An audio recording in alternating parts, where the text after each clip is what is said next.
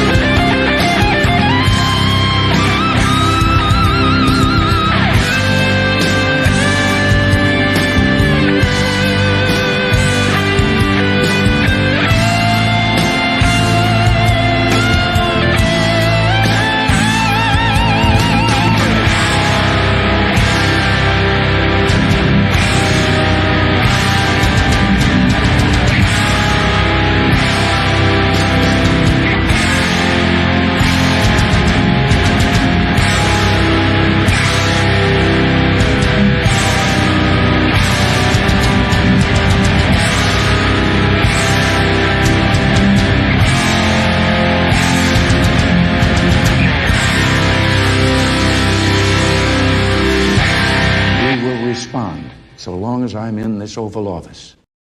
There's a government project that exists in South America run by a corporation, and the plan is subscription government. So you can choose to have their services or not have their services out in the jungle. I was wondering what you guys thought about it. Hey, everybody, welcome to the show. I'm Andreas. Vincent's with us, Kurt's with us, Kurt's cat's with us, and Gennadi's here. Gennadi, how are you doing?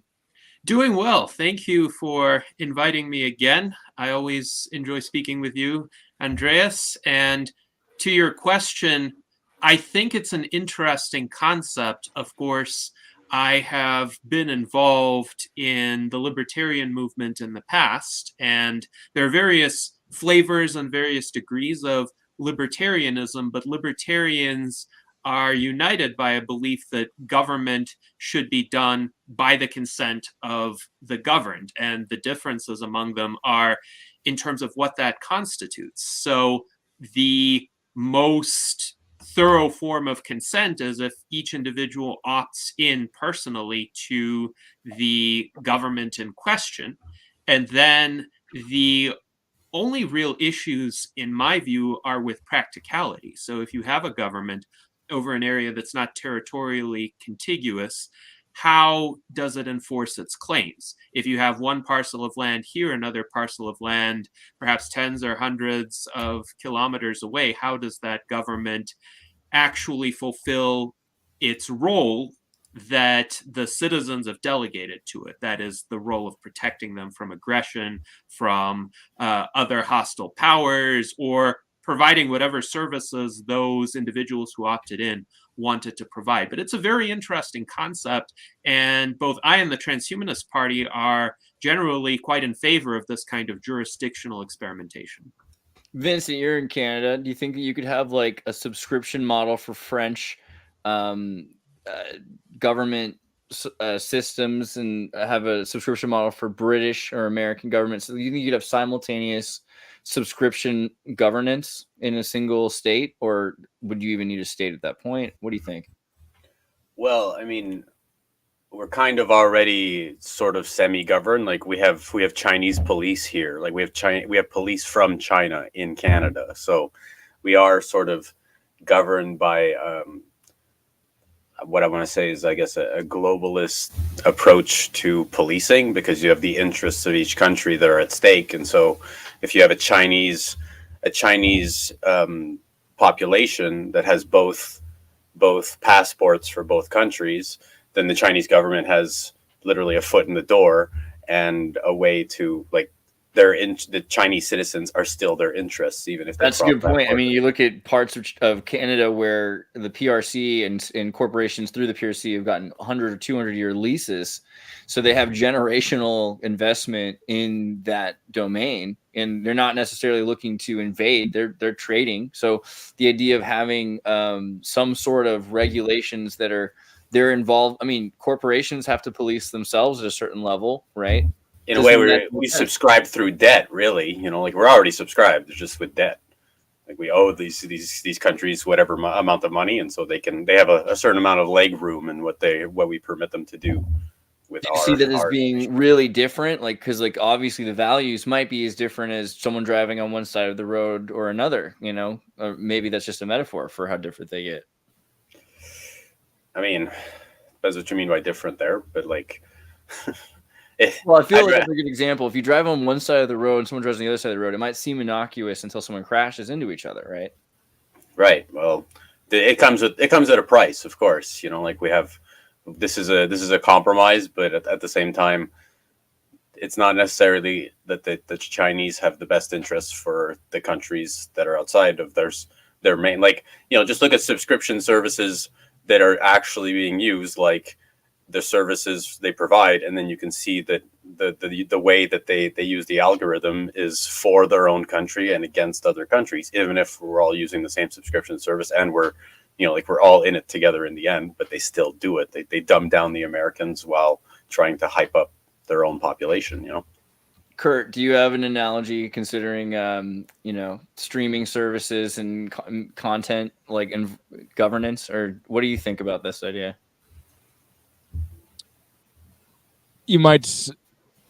I didn't get in right at the beginning. Is there a proposed idea? Yeah, so there's sorry if I wasn't very clear. We just kind of jumped in. There's a corporation, and I forget their name right this second. I'll find it right back. But it's in South America right now, and they're doing a subscription model. It's a startup governance corporation. So they'll offer the services. Government usually offers services in exchange for social contracts, which limit your freedoms, or you pay taxes, or there's things that you do for.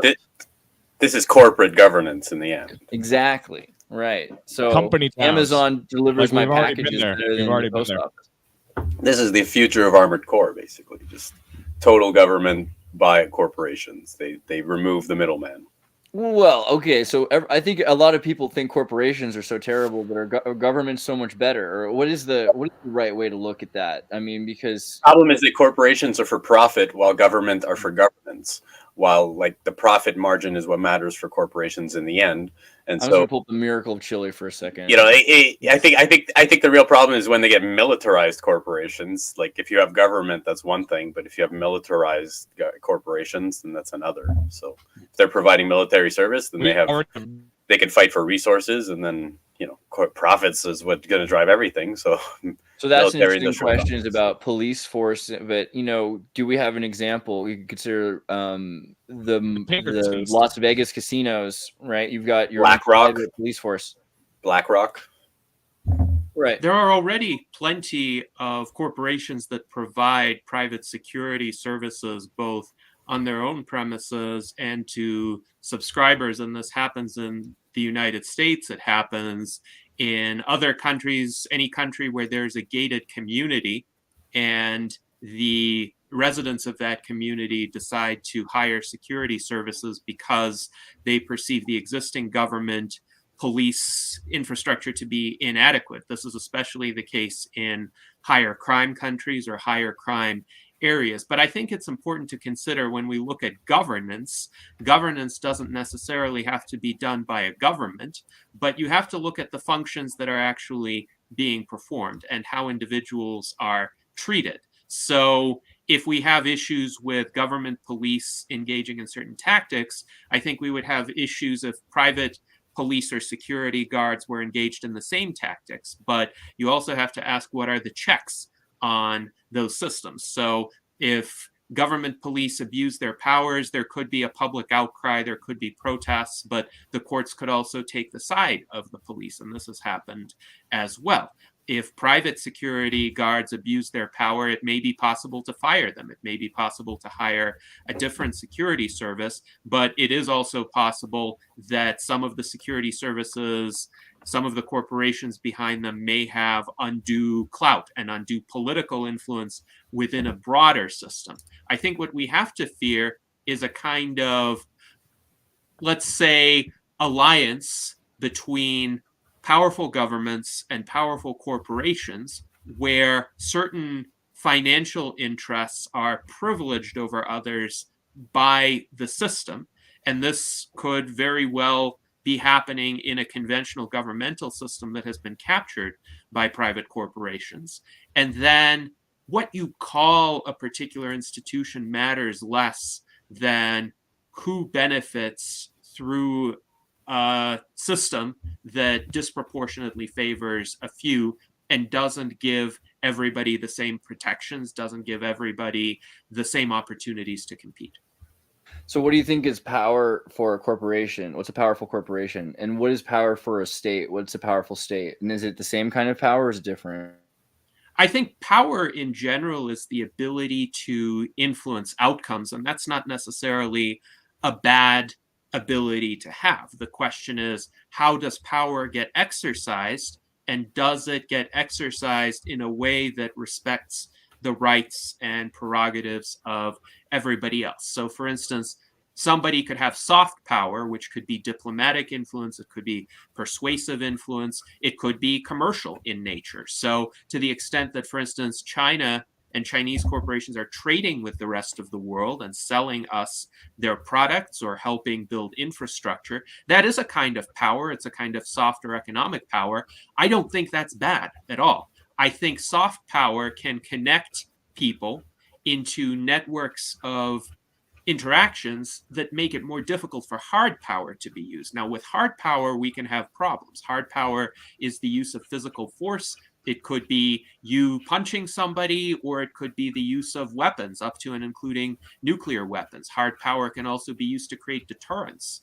And again, the question is, can hard power be used to respect the rights of others? So some people own firearms. That doesn't mean they're going to go on a shooting rampage, but their ownership of firearms may serve to deter others from committing crimes against them. Likewise, countries may have standing armies. That's not necessarily a bad thing if those armies are not used to invade other countries, but if they're used to build up the defensive infrastructure of a particular country, that could serve as a deterrent to the invasion of others. But I'm generally a proponent of much greater soft power versus hard power. And this is where I tend to prefer a more decentralized network of private actors because they predominantly use soft power. I am wary of single private actors becoming disproportionately influential and manipulating systems that could then capture the use of hard power and harness them for the benefit of those private actors. Not too much Soviet nostalgia. Okay. But my thought on soft power is similar. It sounds like there's two strategies for power.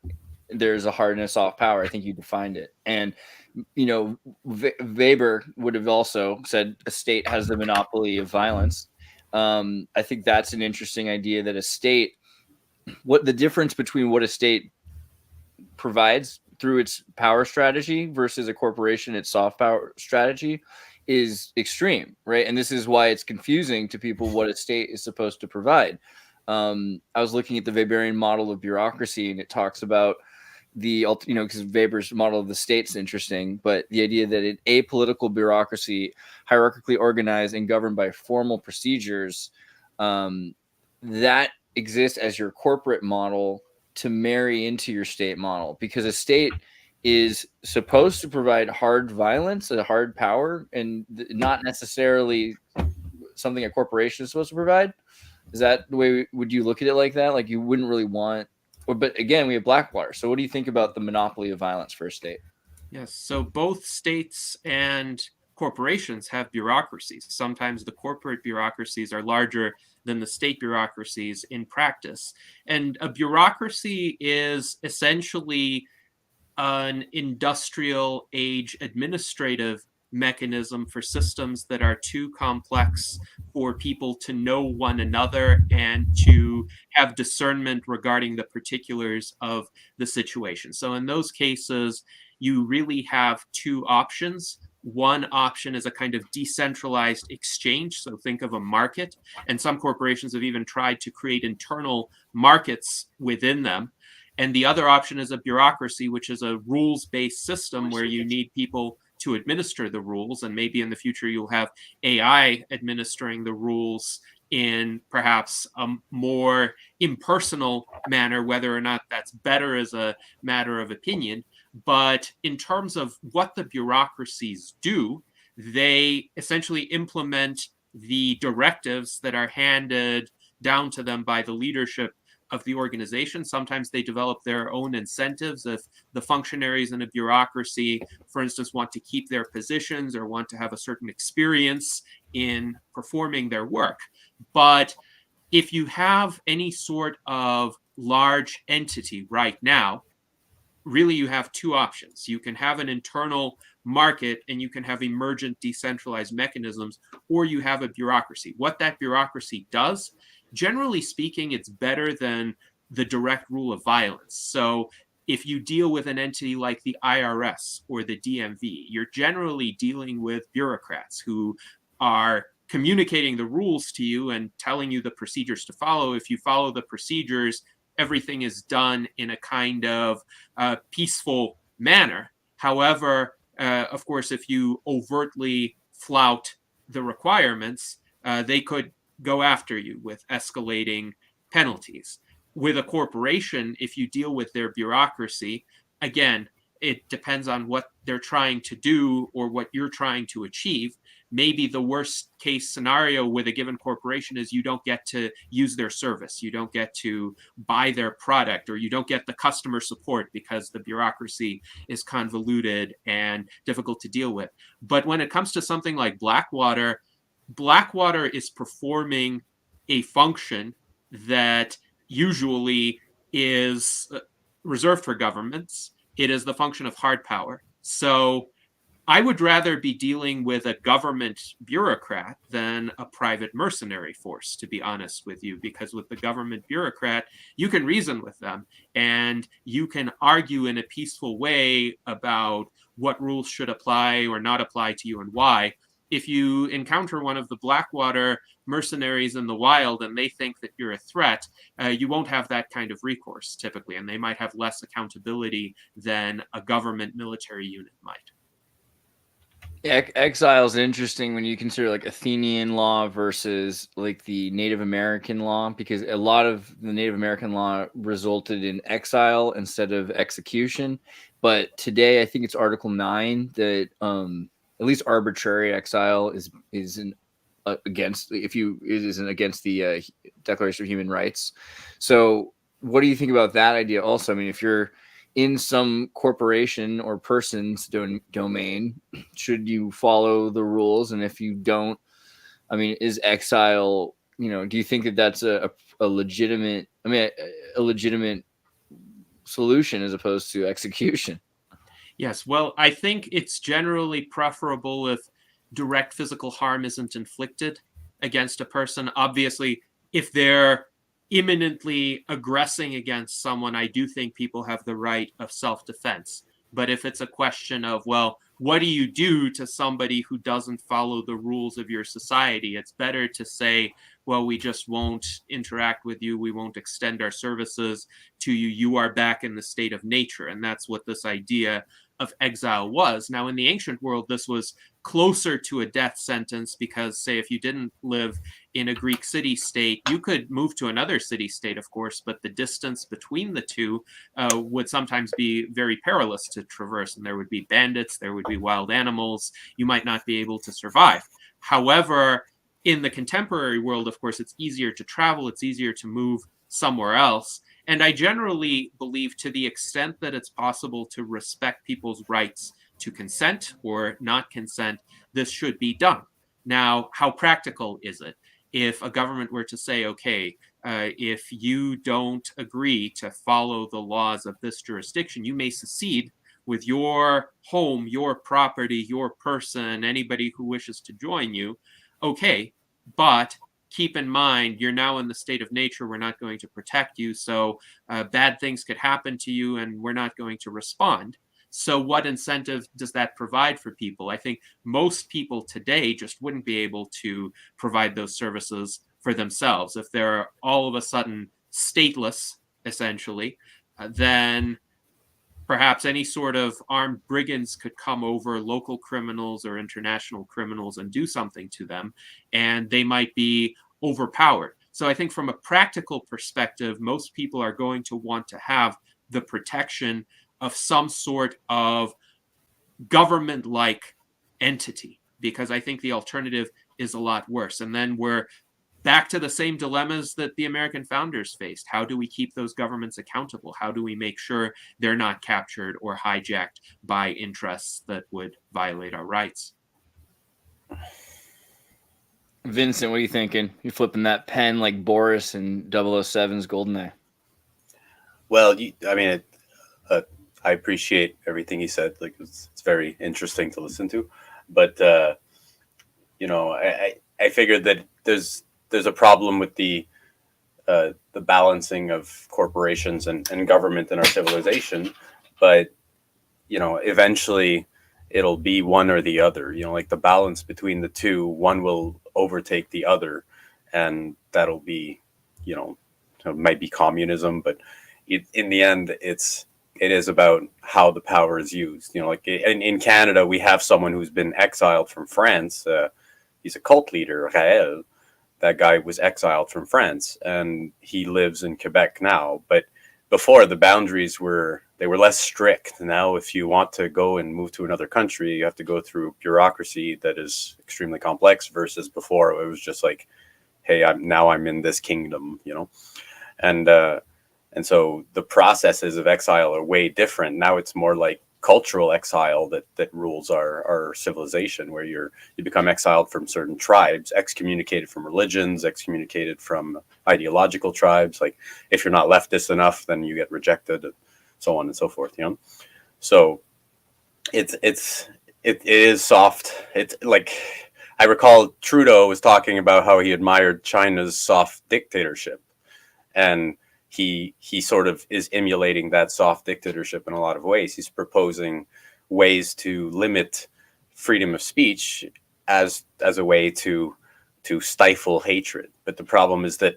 freedom of speech is there as the buffer for violence. It's the way to allow for humor and diplomacy and discourse about the issues, as opposed to just going like, well, I made a law that dictated you can't say these words like this or think anything outside of our vague boundaries, and then you can get huge amounts of time as they're proposing. So it's, you know, corporations having this power, or government, either way, if you're controlling to that point, or if you're trying to restrict, like, all the good intentions don't really matter, because ultimately if you have a diluted idea of how to benefit society, you're just going to keep going until people are just enraged and want to overthrow you, basically. You know, everyone Yes. thinks they have the best ideas.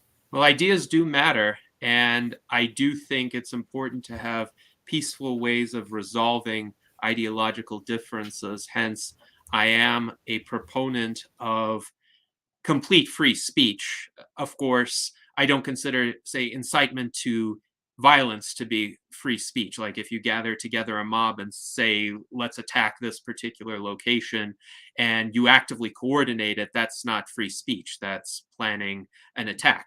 But if you simply express an idea, whether or not I find it objectionable, I still want you to have the right to express it, because I do think that through the open discussion of ideas, truth tends to win out. And if you give truth the opportunity to be heard, then at the very least, you have a statistical likelihood of prevailing. Now, with that being said, I think the situation in the Western world today is a bit troubling, because you have a situation where governments are using corporations in effect to shift the landscape of speech. And for instance, we have seen over the past several years through various social media platforms, which are ostensibly private, but they have been dictated to by the US federal government. And you point out in Canada, there have been attempts to restrict so-called hate speech. And there have been some absurd outcomes from that, especially when algorithms, which are still quite unintelligent, are being deployed in order to censor speech. So I know people from the transhumanist community, from adjacent communities, who had their Facebook accounts banned for no apparent violation of Facebook's own community standards, but they were victims of algorithmic censorship. I still get notifications from time to time that a Facebook post of mine from years ago was now all of a sudden flagged for violating so-called community standards because the algorithm was set to be too sensitive and then applied retroactively. So why does that happen? Of course, the whole Hunter Biden laptop story and the suppression of that right before the 2020 election was quite troubling, and this was at the direction of US federal intelligence services. So I think it's important to consider, what do these institutions do? How do they relate to individuals? And that's more important than the names they go by. And I do think a culture where the free and open expression of ideas is tolerated is a better culture than one where there's essentially an official party line or ideological line to which people must adhere, or else they face severe restrictions to their ability to communicate or to their economic prospects. Essentially, the person who controls... There are flaws with having different... Sorry. No, it's okay. Like, we see a lot of problems. I mean, that's basically the democratization of opinion, and, well, we already have it to some degree because we have a democracy. But hey, Kurt, turn like, off your camera for a second so you have better signal. I really want to hear what you're saying. Check. Turn off your camera how's and this? just use your mic. Perfect. Much better. Better? Yeah. Well, we'll give this a chance here. All right. I don't know why my internet's so crappy right now. But anyway, all right. So, like, with democracy, we functionally do have a democracy in the U.S. Like, we technically have a democratic republic, but I think it's really mostly symbolic. Like, really, now it's we've had some elections that were not won by popular vote, of course, and yeah, I don't want to get too far into that, but essentially it seems like that is the most important determining factor. Like, we don't have anybody that can, you know. I'm sorry, I'm looking at your face and you're no, but anyway, so I think the end product of all this, we have a lot of mediums in order to get everyone's opinion out there. And so, like, for example, we're on YouTube right now, which there are, of course, speech problems with YouTube itself. But now I'm seeing things like there are things that are monetized that probably should not be monetized. And I want to give an example. Like, there are some serious social issues. And like, when someone is addressing serious social issues, you don't want to like interject that with like a commercial for like Prime energy drink or something. It seems like it really defeats the purpose. And we're at the point in the culture, it's like we've given everybody like a machine gun, like, and the machine gun is in their mouth and they're spewing it at everyone, and like it's just like utter chaos. No one knows exactly what's going on or who to listen to. It's like we're still feeling the effects of all this machine gun that is social media spraying everywhere. Only one more point to add to that is that, so like, if we're talking in this video, the algorithms will pick up, I'll be kind of specific, if we start talking about something like National Socialism, for example. It's like there's already something going off in our brains. It's like, don't go there. It's like you can't even form an opinion about something like that or really have an open discussion about it. One is because of algorithms, and two is because that sort of thing is like we've had such a dominant, I'll say hegemonic conclusion culturally about the subject is that it's not open for revision right now, even though theoretically you should be able to talk about it. It's like the dominant culture is not accepting any additional opinions on the matter, so it's like we can't even have a discussion on Andreas's podcast without that like potentially getting flagged or Andreas getting negative. That's a great example of soft power, of intellectual corporatism vanishing, because if you don't have a state to banish someone from, then you banish them from the public forum. And if you don't have normal law, you have ideals that you can just penalize in space. No one can hear you scream. In a safe space, no one can hear you scream. Interesting. Well, fortunately, there are alternative platforms as well, and I'm grateful that services like Odyssey exist. So I back up all of my videos to Odyssey now in case they're censored on YouTube. Of course, Rumble is another popular alternative. X, formerly Twitter, now allows one to do video streams, and the Transhumanist Party Enlightenment salons every Sunday are streamed to X as well as YouTube and Odyssey and Facebook. So it's good to have competition. It's good to have alternatives. And that helps keep the power of these platforms in check, unless, of course, they are all subject to top-down pressure from the government. And I do think it's also a question of the practical resources. So US intelligence agencies have a lot of resources. They collect a lot of data. They can exert a lot of pressure. They're intimidating. Whereas private corporations, they also have a lot of money. They have a lot of algorithms, but there's only so far that they could go on their own. Facebook isn't going to raid your house, for example. YouTube isn't going to shut down your bank account. It might stop paying you in ad revenue, though. And I did notice, for instance, even about 10 years ago, a lot of my previous videos were demonetized by YouTube because YouTube stated these are not advertiser-friendly videos, because I was talking about war in the Middle East, for instance. It's one of the reasons I love you. Well, thank you. Thank you. I have been demonetized by YouTube before, but YouTube restored my status. There was one video stream in 2021 where the Transhumanist Party officers and I were discussing various subjects. And by the way, we are pro-mRNA technology in the Transhumanist Party. And one of our officers, Zach Richardson, was debunking an argument that was made by a skeptic of said technology.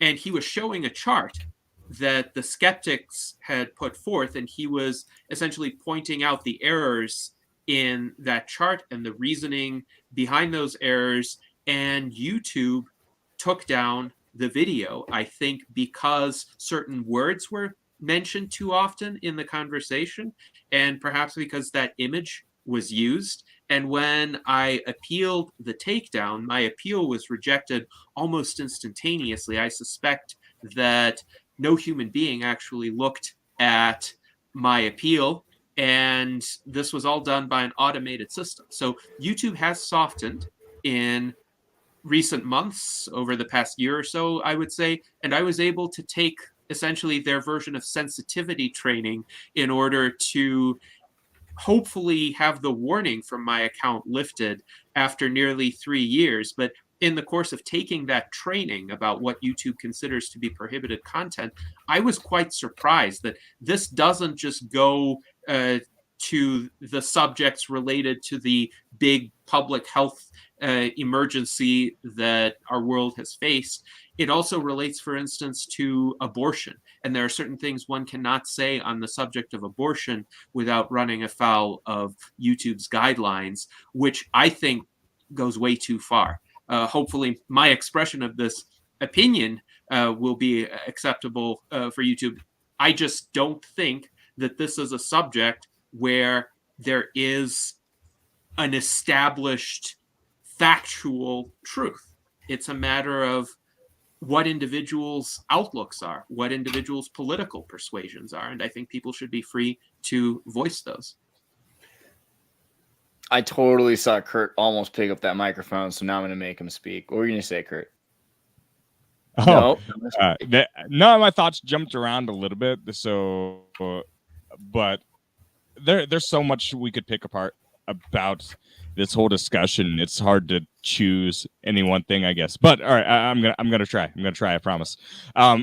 Like, all right, so like we have all the algorithm, and it's like, I don't know. The way I want to use I think I approach things from a consciousness perspective and like a collective consciousness perspective. Like, what are our fears and what is amplifying those fears? What are our real problems? Are they spiritual in nature? That's what I want to say. And I think sometimes when you think about what our collective problems are, we have a lot of them. I think that's for sure. And some that stick out. I think, I think generally people have a crisis of meaning in general. I think that's really been hitting a lot of people recently. And I think some of that comes down to the whole, Mike Judge office space sort of mentality that we've built up in corporate America. And I think one of the lessons, I guess maybe I'm suspicious about, is I think there's a lot of constants that like about us as people on a collective level, or like a tribal or symbolic level, that sometimes we don't want to approach or accept or analyze. And I think the more we avoid them, the more we try to do things like build up technology and machines as a compensation tool without addressing the issue. So sometimes it's like technology itself can be kind of like this tumor that's just like growing out of our body and just like getting worse and worse. And we think because it's growing, it's like, therefore it's just something that's getting inherently better, but it's actually distancing ourselves from the problem. And so I think if we took all these things and we, for example, like with our work lives, I think now we're in such a profit-driven economy. It's like we've taken that symbolic thing in our brains and think like, okay, what makes things better in the world? And like we've stuck in the word in that part of our brain. Oh, profit. That's good. That works, right? And well, I think it turns out there's a lot of problems with taking that approach, of course. But I think that's inherently what the dominant cultural assumption is. Like, profit means good, but like we built our entire work life or our lives in general, like, okay, what brings us meaning? And it has a different definition of that, of course. But if that was more of the dominant thought, I think we would have a lot more of a rational, or I think tolerable, I don't know, something, a better working environment for a lot of people. And I think we wouldn't have quite the existential problems that we're having, like with drugs. We've had a huge rise in drugs, things like that in the past few years. Every society has their problems, and I don't want to rant too much about them, but I think there are just different ways to approach that issue. Yeah, that's the best way I can describe it, I guess. Sure. Stefan's got a good question here. I think it's an obvious one, but still it's worth pointing out. Are you pro mRNA mandate or just pro mRNA availability and research? Yes.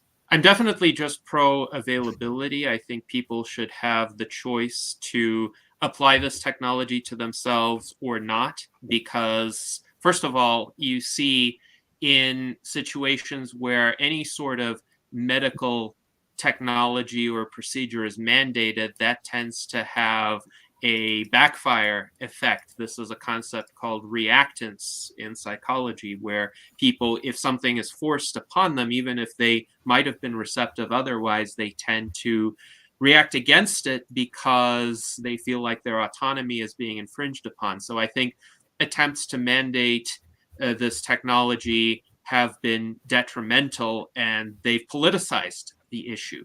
And I would have hoped that people would have evaluated it solely based on the science, solely based on essentially the risk-benefit calculus to themselves as individuals, based on their health conditions, based on essentially the data that were available at the time.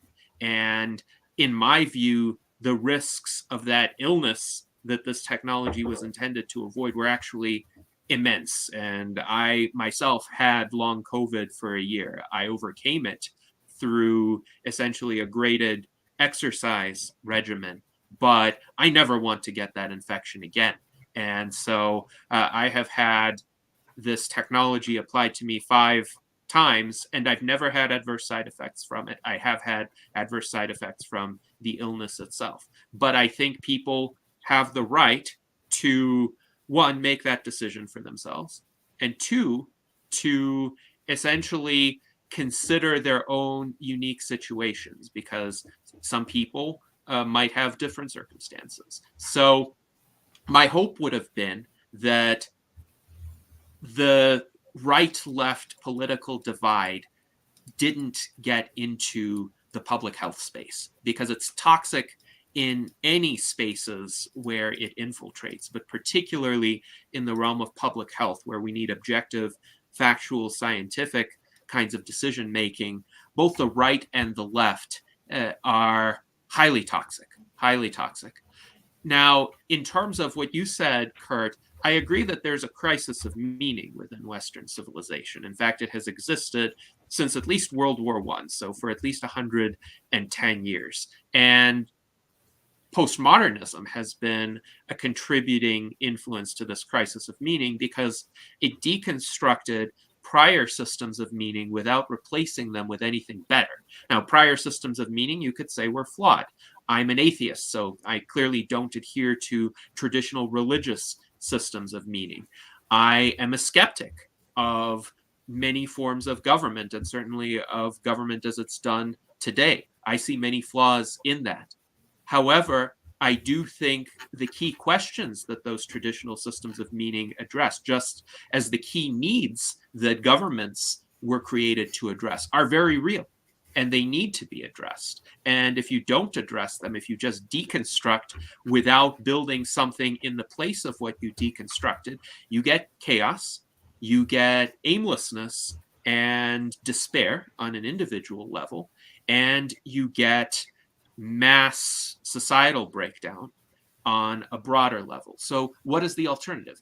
I do disagree with you, Kurt, in your assessment of technology. I think technological progress is an ideal that could rekindle a sense of meaning among people, particularly in regard to technology that is deployed to overcome problems with the human condition, problems like our susceptibility to disease, our mortality, our flawed human psychology, our tendency toward conflict, our susceptibility to cognitive biases and irrational emotions. Why do humans still fight wars when we're so much more prosperous than our ancestors were?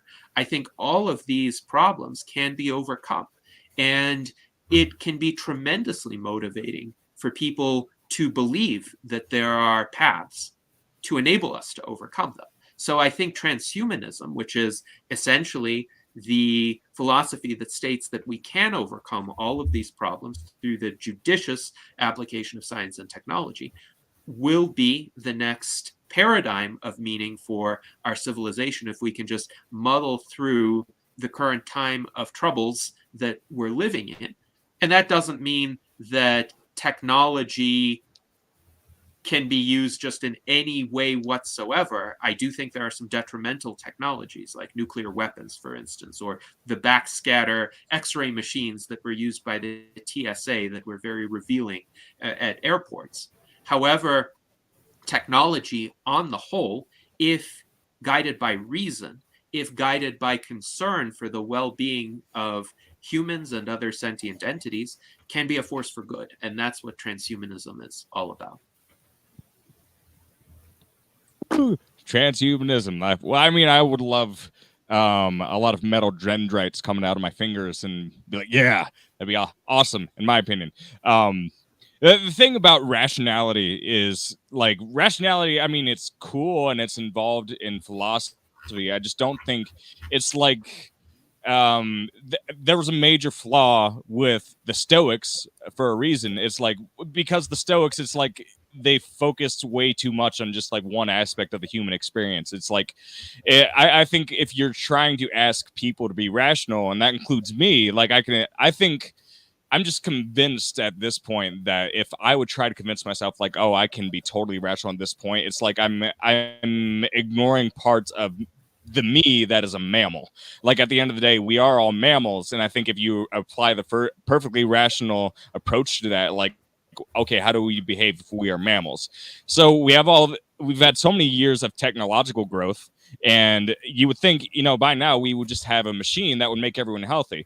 We don't have that. We've advanced technology to the point where we're giving people insulin because they've just gotten more unhealthy. It's like it's just been this kind of I don't know, safety net that's been for the overspill of all of our problems that maybe we wouldn't have if we did something like maybe walk a little bit extra every day, just eat one less slice of pizza every day. And it's like, how do you address that animalistic impulse that's just pushing everyone over the edge, that's going to make us all, fat, overweights, chain smokers by 2050? I don't know. I'm using an example that's egregious, maybe, but technology is not just machines. Technology is technique and logic, and it applies to ecology of practices as well. So the more that you do something that's healthy for you, this is technology. That's mimetic technology that we use to communicate and to build ways to live in a healthy manner and to push our limits.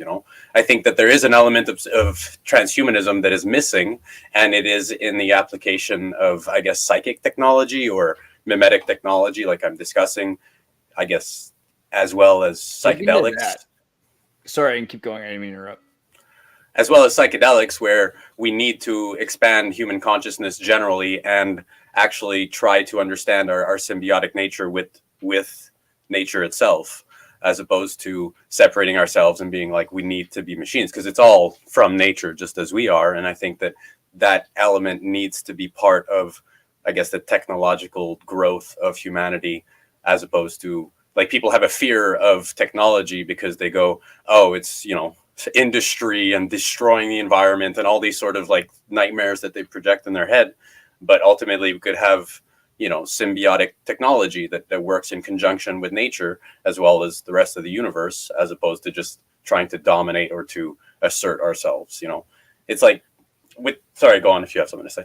Yeah, I definitely agree with your general observation. I think that the application of certain lifestyle practices, for instance, is a kind of technology, and it can be aided by technology as well. There are all of these fitness trackers, for instance, and I have 2 fitness trackers that I'm wearing right now. They can monitor steps, heart rate, breathing rate, heart rate variability, blood oxygen concentration, and I'm sure over time there will be many other metrics, and these devices have helped me lead a healthier lifestyle or understand what is happening to my body. Now, can they have limitations? Can they give false signals? Sure. Can there be technological processes that make it easier to have unhealthy habits? Sure. But that is not a new problem that technology creates. And to Kurt's point, yes, I'm in favor of people eating in a healthier way. I'm in favor of people getting regular physical exercise. And I ultimately think the individual has moral responsibility to consider how best to undertake these practices. But on net, technology can help, because think about this. In the Paleolithic hunter-gatherer environment, people got plenty of exercise and they had only organic, fresh food. And yet most of them died before the age of 30. And this was because technology was not there to save them from the myriad perils that we are much less exposed to. And furthermore, even today, all the healthy lifestyle practices that you can do today will not enable you to live to the age of 150. In order to live to the age of 150, you need major technological progress. You need rejuvenation therapies, because the biological aging process, it can be slowed down a little bit through lifestyle, but lifestyle will give you maybe 5 to 15 years, depending on your genetics. And these are obvious good practices like not smoking, not drinking alcohol, getting plenty of exercise, eating well, getting good amounts of sleep. Most people are not able to do all of them, but everybody can do some of them, and hopefully more as time passes and as technologies are made available to assist people with those practices. But I do think we need to push technological progress forward so that we can overcome these fundamental limitations. Because if transhumanism succeeds in its aims, in, say, 200 years, dying of old age will be seen like getting eaten by a tiger in the Paleolithic era. It will be seen as an eventuality that was ultimately avoidable with a certain level of technological progress. And we feel sorry for our predecessors who got eaten by tigers.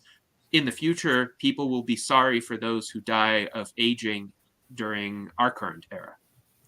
For sure. I think if the transhumanists get what they want, not to do it.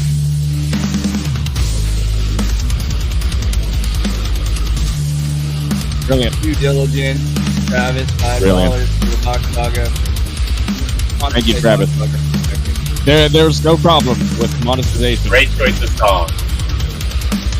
We're all here for your entertainment. Hope you're eating something.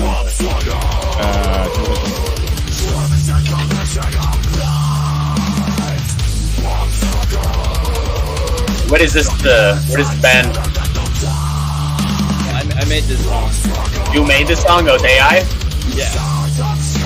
I thought you were practicing your screaming. You know.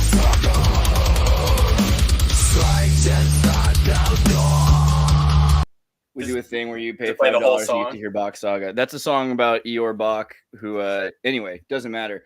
Kurt, you go on. Okay. Well, I mean, I remember I had one question. I'll categorize this, I guess. When I'm done, for Vincent, do you think we've already transhumanized a bit? We'll say the shamans of any tribe. Are they already transhumanized because of their psychedelic experiences? And Sure. yeah, that's a cool thing to think about. I think, Yeah. but also I think if everybody lived long enough, like I think if we lived, we'll say like 500 years, 1,000, I think there's just something. It's possible that there's something innate to the human experience where we want to grow and expand, and so it's like transhumanism satisfies that, but it doesn't do any, I would say, spiritual work. But I don't mean that necessarily in like the whole God and unicorns thing. I mean like spiritual in the sense work. yeah, consciousness work. That's a good way to put it too. It's like if you get to the point where you have so much experience where you lose that sense of newness. You learned every language there is to learn. You go around, you can do deep sea diving, you explore the entire ocean. At some point, at what point does it get too old to where the oldness and the sameness of the experience becomes insufferable, and then everybody that successfully became the transhumanist that lives forever just kills themselves anyway? That's I guess one thing I guess I can't answer. I think that there's an aspect of this that is in small deaths within our lives. Like, we are constantly being reborn. So if someone lives 150 years, they're going to experience new things that no other human has ever experienced just by default of existing as a 150-year-old. So for sure it's new, and there's an aspect of it of, you know, being born again as a child every single time, where there's a fresh eye to look at reality through over and over. And that is part of shamanism, that is part of all spirituality generally, because it's about boundary dissolution. We produce boundaries over time in our heads, and then we constantly expand out of those when we can, and we stack complexity over time in our psyche, and we can handle more and more as we get older and older. So who knows where that boundary actually ends once we solve the issues of deterioration of neuroplasticity and the. But when I was a kid in school, they taught us that during the Paleolithic era, humans were about a foot taller and lived about a decade longer than they did once they entered the Neolithic era. So there is something to be said for a natural diet. The other thing is, biblically, in most of these weird religious stories, and I'm one of those. But natural diets had a lot more psychedelics back in the day. It was just part of it. We could talk about, we'll get into consciousness and psychics research in a second, actually. I think that'd be interesting for a lot of reasons. Soviets were, anti-religious and pro remote viewing. I think there's a lot there. But in terms of just humans in these stories, and I'm a big fan of There Are Dragons, this idea that if people have these stories of dragons, then eventually we're going to find like dinosaurs. Like there's a thing that's a common uniter to the mythology that's been. The smoking gun. It's that gun thing in the movies, you know. Dragons, and also, yeah, the smoking gun is the idea that humans might have lived longer.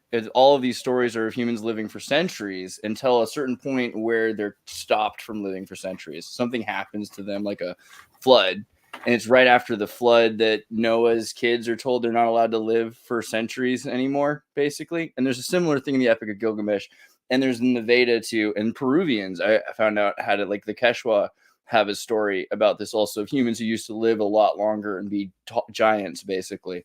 So I wonder about that. Like, do you think that maybe there's a primordial, human form that isn't, that we're degraded from already, right? So many interesting questions here. First, I will discuss the question of, well, is it possible to exhaust all varieties of human experience? And I would say most definitely not. So in this book, Death is Wrong, which is my children's book on indefinite life extension, I point out that at that time, and I wrote this book in 2013, so 10 and a half years ago, at that time, about 2,200 books, new books were published every single day. So if you were the fastest reader in the world, you would not be able to keep up with all of the new literature that was being published, even if you lived forever and all that you did was read books. And of course, there are so many other varieties of experience, so many different realms of reality to explore. You can explore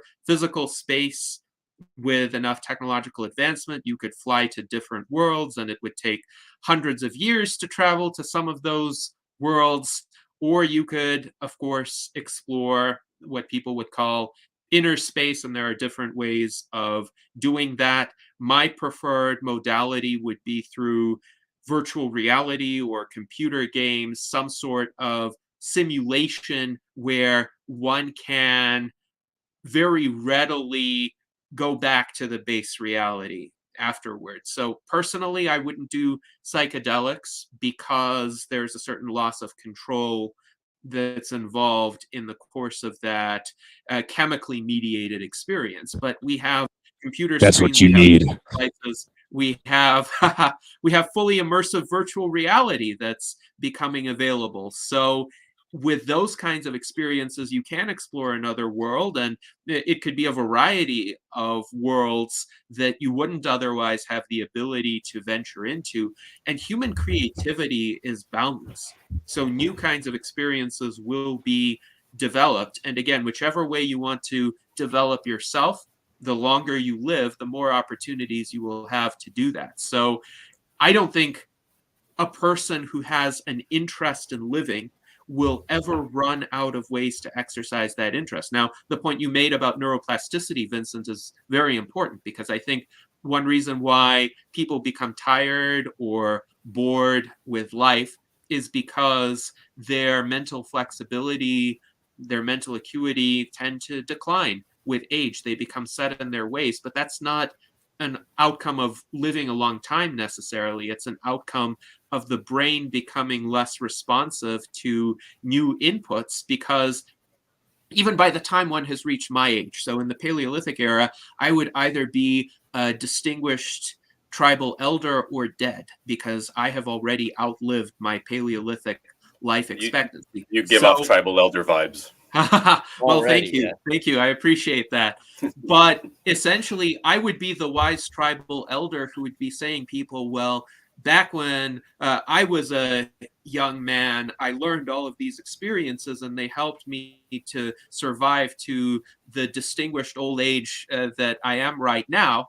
And they worked for me because I have made it in that particular realm. So I don't have an incentive to change. I don't have an incentive to learn very much that is new. And besides, the external environment, yes, it is perilous, but it's going to be perilous in the same ways. There will be the same predators, the same illnesses, the same other hostile tribes. So I don't have as much of an incentive to learn entirely new technologies or entirely new worldviews. Why would I? I would just be lucky to live another 5 years in that Paleolithic environment. So evolutionarily, unfortunately, our genome predisposes us to diminishing neuroplasticity because of aging.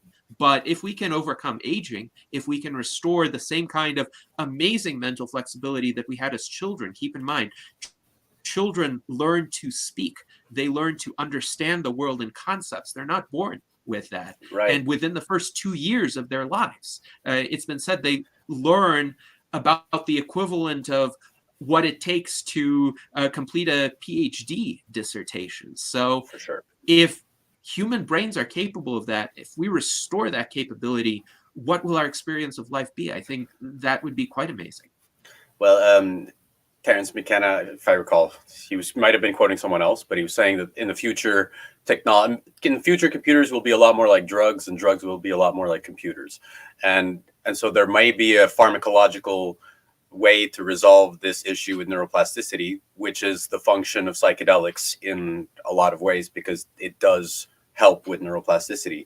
And in the tribal analogy, I would have been probably the shaman giving the shamanic medicine to the people who are having psychological issues and who are having issues dealing with death and the reality of their environment. And so it serves a function, but now it's evolved into more advanced pharmacology and the evolution of medicine and all these things. But at its core, there is something about, I guess, the entheogen or the naturalistic plant medicines that have a spirit of nature within them that we can feel when we take them. We can feel that there is something there to be, I don't know, interfaced with, addressed. Like there's a layer of reality that we are not privy to, because our brains simplify reality as much as possible just to process reality. And so maybe with cybernetic augmentation or over time, we could process more of the reality that normally our brains are limited to actually experiencing, and will lead to more insights and more, I guess, understanding of our environment, as opposed to right now where human brains are limited. We have amassed vast knowledge together in collection, and we've done amazing things, but there is still this there's an aspect of the human experience that was there since tribal times that we are neglecting currently. And it's part of that meaning crisis. It's part of the death of God, because we lack this sort of contextualization of our own psyche and our relationship with nature. We've severed ourselves from the concept of spirit. Now we've secularized it into something else. But at its core, we need to address this. And it's like we're replacing the lack of God with a new sort of God, an equivalent, a machine God, a higher form of intelligence that we can turn to and actually, I guess, solve our problems with. And we do so by extracting parts of nature and building machines out of mountains and out of all the elements of nature we can take.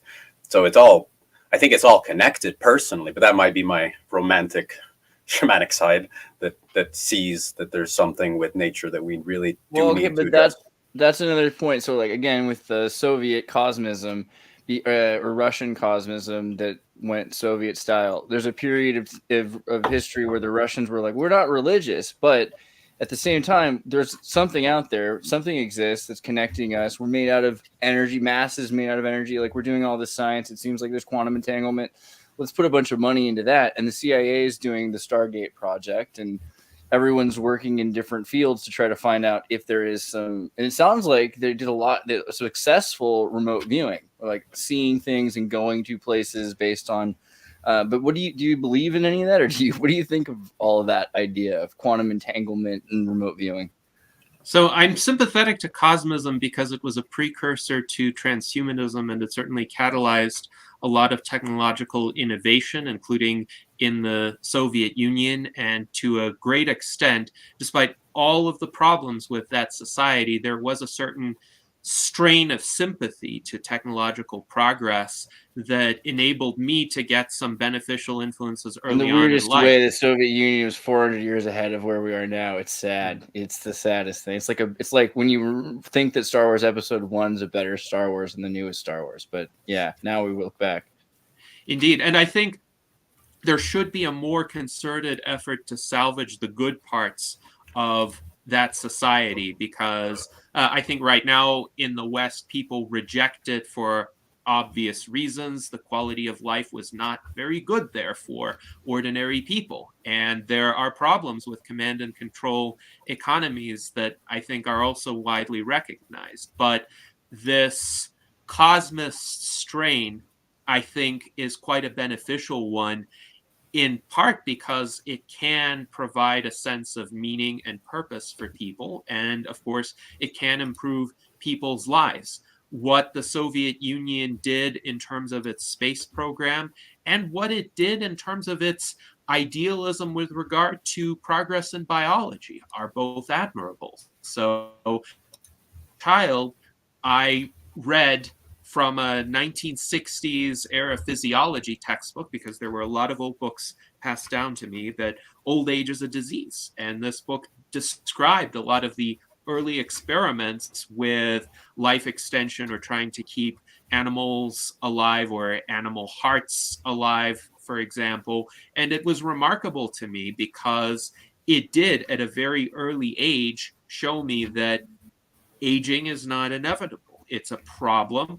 It is a vulnerability that we all have, but it is malleable to scientific and technological progress. Now, in terms of my own outlook, I am an atheist, and I think man created God, in essence. So the concept of God is very real. It has been influential throughout human societies and civilizations. I also think religions evolve, and the mainstream religions today, even though they claim a heritage that goes back millennia, are very different from the variants of those religions that existed millennia ago. Contemporary Christianity is very different from, say, 2nd or 3rd century Christianity. Contemporary Judaism is very different from Old Testament Judaism. I hope that in the not too distant future, we can say that contemporary Islam has come a long way from the Islam of, say, the 7th century, but there are certain parts of the world where that is unfortunately not yet the case. So I think it's important to note that what is a god really depends on one's vantage point. So if we were transported back in time to, say, ancient Greece, there would be many aspects of our existence and our technology that would be perceived as demigod-like at the very least.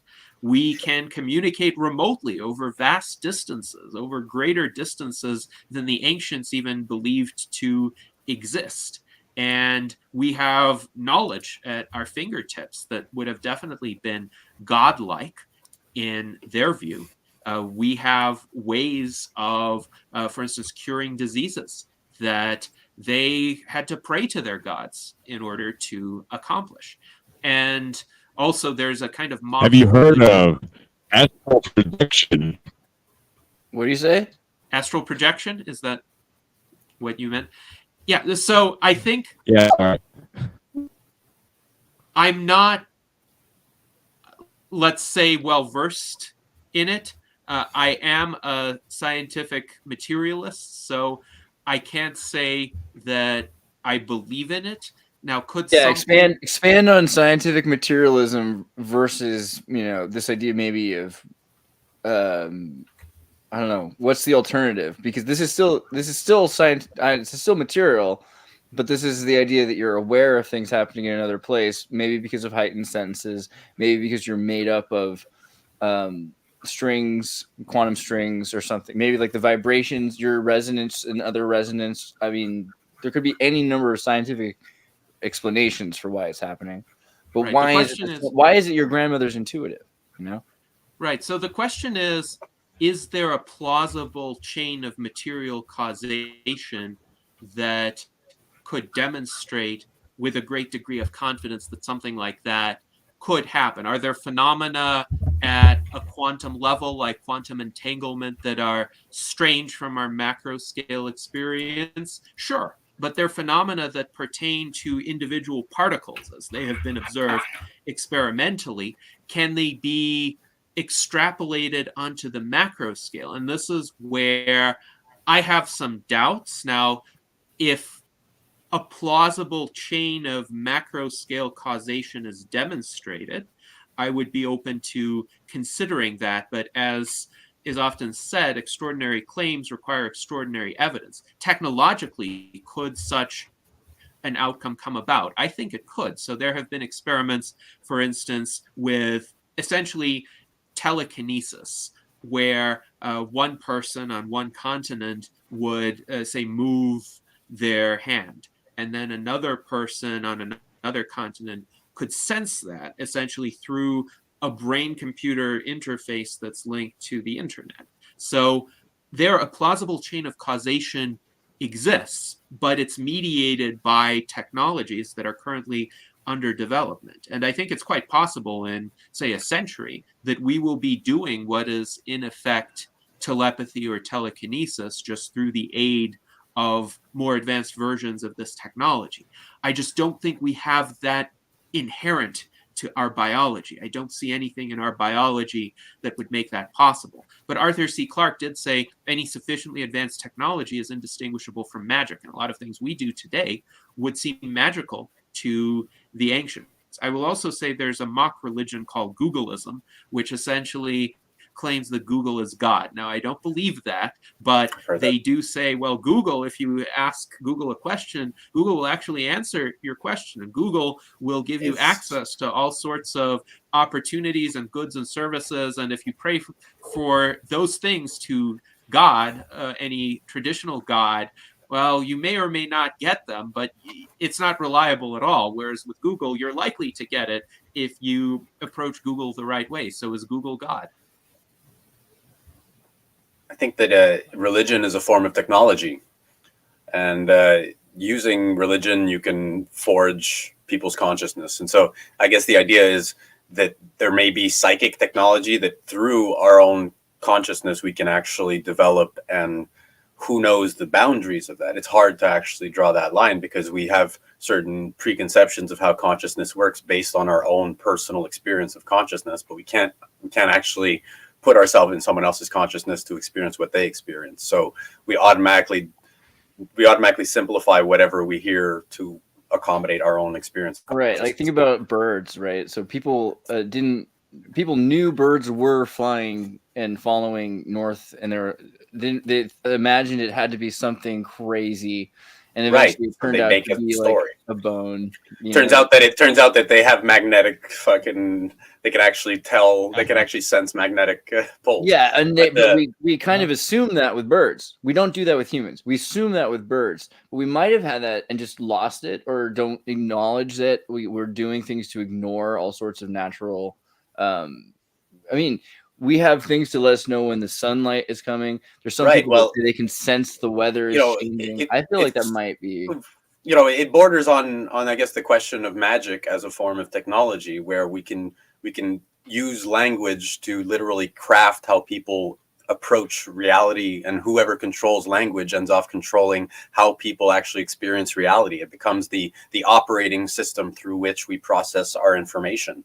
And so you can define things in a certain way and people will no longer perceive them that way. Like if you say like magic, for example, I'm sure just saying that word made some people cringe, but that's because it's been defined as someone tricking you, pulling out a rabbit out of a hat.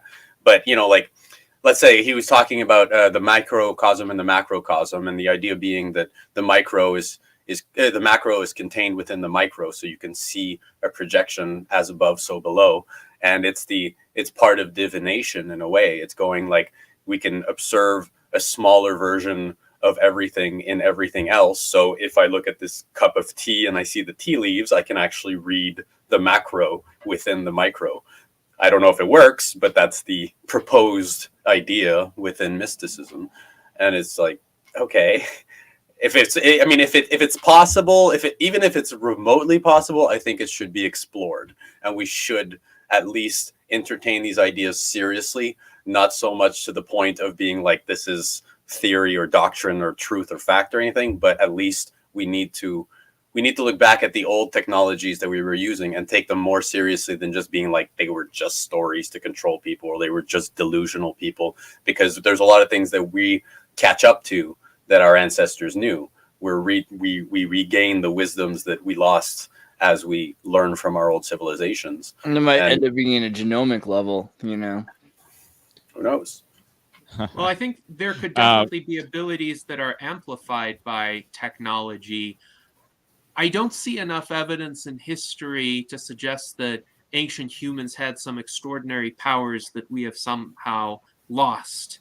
That is, that's not what I wasn't trying to imply that much. I like the way it sounded. Like Hercules, but that's the thing. I want to believe in Hercules. But that's the thing. I mean, extraordinary powers is the linguistic binding there that goes. It's extraordinary. But for like, let's say, I'm not like when we think magic, we think like someone either fictional where someone had like a wand, which is basically a magic technology. It could have been a machine, who knows, but we frame it backward retroactively as this sort of extraordinary phenomena that might have been just like mechanical technology, or it could have been something as simple as what we do, but we just lost that sort of linguistic framework. Back then they might have called it magic, but now we go, well, magic isn't real, therefore that wasn't real. But particularly the Peruvian thing, the idea that there was a flood and then afterwards, again, that there's this like multi-continental mythology that there were like taller people that lived for centuries, and all of a sudden that ends after a diasporic flood for, again, multiple cultures. I find that interesting, and it makes me wonder, did something happen to the genome, because there's no reason for us to have to live for arbitrarily 100 years versus 1,000 years or whatever why is this happening? I think it's a resource management issue. Something that lives 1,000 years, like long term, if they keep making more and more babies, eventually you're going to have infinite life, infinite people getting produced. You have to reduce the population rate, and the taller people are, that means more resources need to be taken in. So there needs to be, I guess, a control of the genome to a degree for, like, naturally the ecosystem rebalances things all the time in that way. So there's a debate within the aging research community about whether or not aging is programmed into the genome to some extent. And that position is a minority position right now. The majority position, and one that I tend to agree with, is that aging is not pre-programmed. It is essentially a byproduct of evolution not being concerned with the survival of the individual after that individual has had the opportunity to reproduce and rear their offspring. And this actually, once they've done their jobs. Yeah. Essentially. So actually this happens earlier than most people think, because people in their 30s are biologically old enough to be grandparents. So not only would they have had the opportunity to have kids, they would have had the opportunity to see their grandchildren and offer some guidance to their kids about how to raise their kids. So whatever protective functions that has had from the standpoint of evolution, essentially encouraging the survival of individuals with maintenance systems to help repair the damage that arises in the course of everyday life, those purposes have been served by the time people are in their 30s. That doesn't mean, though, that people are pre-programmed to die right away. In fact, we live a lot longer than that. We can live a lot longer than that. It's just that we no longer have the benefit of that excellent machinery that can clear out or repair various forms of damage. That machinery itself degenerates over time, and there's no evolutionary incentive to keep it maintained. So if we can devise ways to clear out that damage and repair those systems that also then perform the everyday kinds of repair, we could potentially be youthful much longer, and there's no law of nature that says we couldn't. Now, the pre-programmed theory is interesting. If it were true, it would be possible to find essentially certain genetic switches that can be toggled to essentially undo the aging program, and wouldn't that be nice? But what biologists are discovering is this story is probably too simple. That is to say, it's not enough to make a few tweaks in the genome for you to stop aging. Aging is a complex process, an extremely complex process that is a byproduct of human metabolism, which is itself extremely complex, which is where the damage repair approach comes in. So the damage repair approach is promising within our lifetimes because it suggests that we don't have to find all of the underlying causes. We don't have to actually slow down the metabolism or make it run more cleanly. We just have to periodically go back and undo the damage, and that way we are buying ourselves more time. We can reverse our biological age that way if those therapies become available within our lifetimes. But it's an interesting question, and there are still some people who think there is a programmed component to aging. What I will say is, if there is a programmed component, I hope they discover it within the genome, and I hope they can fix it. Kurt, you had a question. There was a lot of interesting stuff that was brought up. I guess as a sort of mental bookmark, there's a lot of things, and it's not necessarily in like a critique aspect, but try to talk slowly and doing okay. How's this? Is this all right? I'll give it a shot. Is this okay? The slower the better. Can you hear me? All right, I'll try to take it nice and slow. I don't know why. I guess there's something weird about the way our telephone and all our internet services. So I apologize. You sound like you just swallowed the red pill in the Matrix, and you're just turning into silver liquid. You sound like an agent. Here, why don't you reload the page and see if that helps? Reptilian shapeshifter. Sorry. Oh, one second. Well, we can continue on that subject for a minute longer then. Go ahead. In terms of I really do that. The idea that when you're done doing what nature wants of you, it's no longer concerned with you, makes sense to me. So, but what does that mean? You know, like, because that endpoint serves a function, because when something is like in the balance of nature, it's an ecosystem balancer where you have certain amount of children within a certain range. Most of them die at that time, like back when we were still tribal or still pre-tribal. Like, that was a function. Like, it's like rabbits, they have a lot of sex because that's part of their survival mechanism, and that was part of our survival mechanism. So as we get more comfortable and as we face less challenges, yeah, it makes sense to increase our lifespan and to have fewer children and to eventually get to a point, I don't know about immortality, but longevity, and see how long we can prolong it. You know, if we can forestall death permanently, that takes a rebalancing and a rethinking and a regulation of life itself at that point, where we have to choose who can or cannot be given this sort of immortal gift. Hard to decide. Well, it's certainly a situation where the environment interacts with what is possible in terms of human longevity and human biology. So we are all, on average, healthier than our Paleolithic ancestors, even if they hunted more, got more exercise, ate organic food. We are still healthier than they are because we live in environments that are generally freer from disease, and we have better medical care. So we are more youthful. Also, we're not as exposed to the sun. And if you've seen people who spent their entire lives in the sun, their skin is wrinkled and withered by the time they're in their early 30s. So I think it is important to consider that the environments we live in today are conducive to much greater longevity. And it's true, humans do not need to have as many children right now to satisfy the same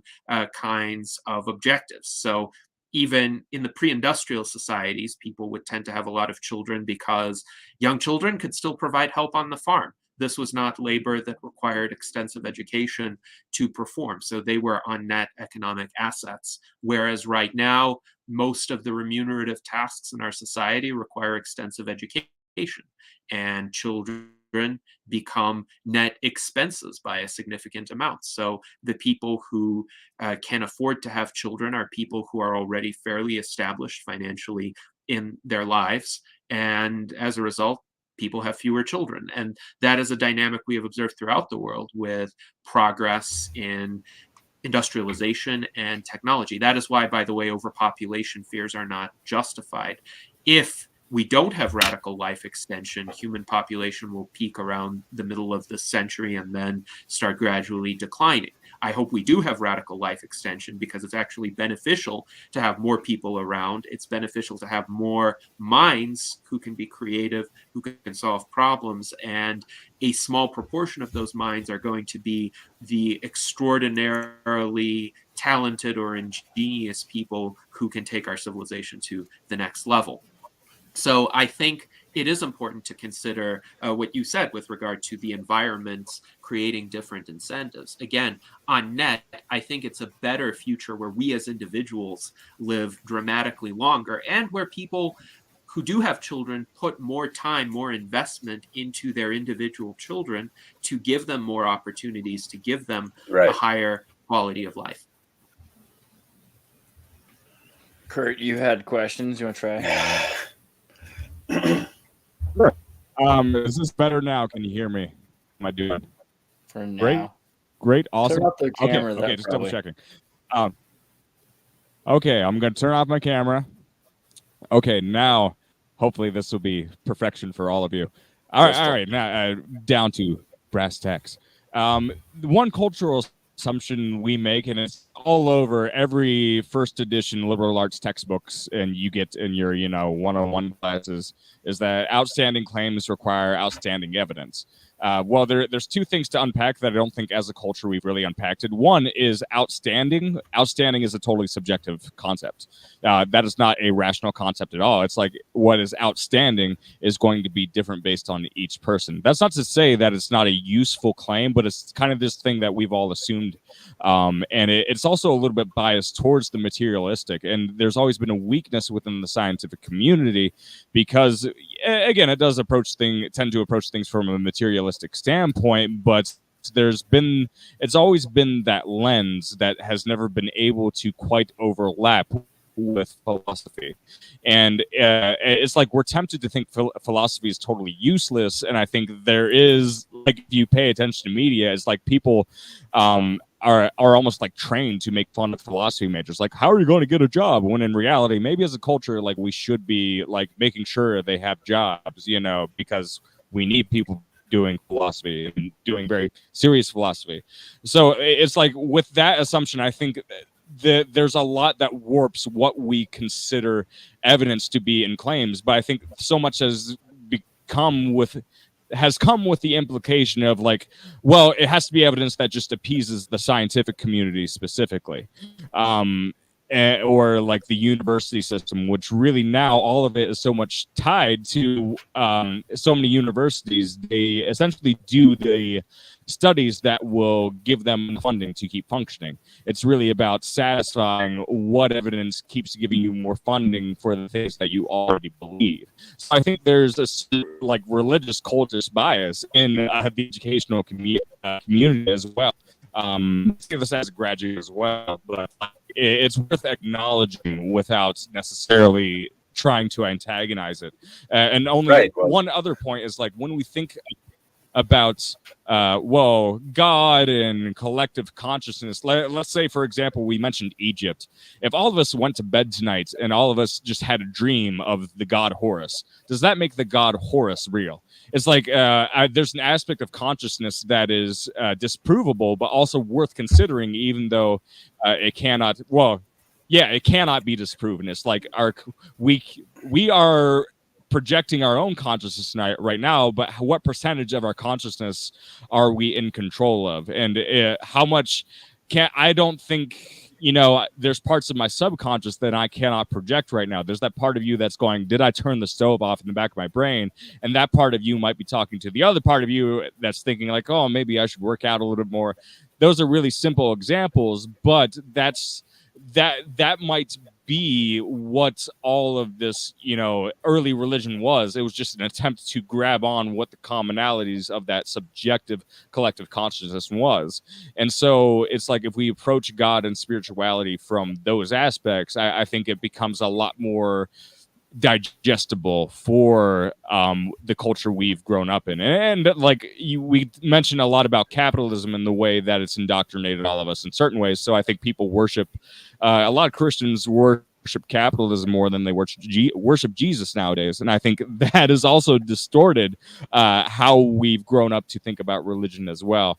And so sorry for unloading all of that, but those were like the two main things that I think I grabbed out of that I think is worth something. The function of storytelling is to teach children mostly. Of course, we have the entertainment aspect, but at its core, it's about archetypically structuring the children, and they need this information. We can't only brute force our way out of that, because we need this sort of structuring. It also involves the family structure and all these things. And if we deconstruct the family, we need to replace it with something new that will replace it.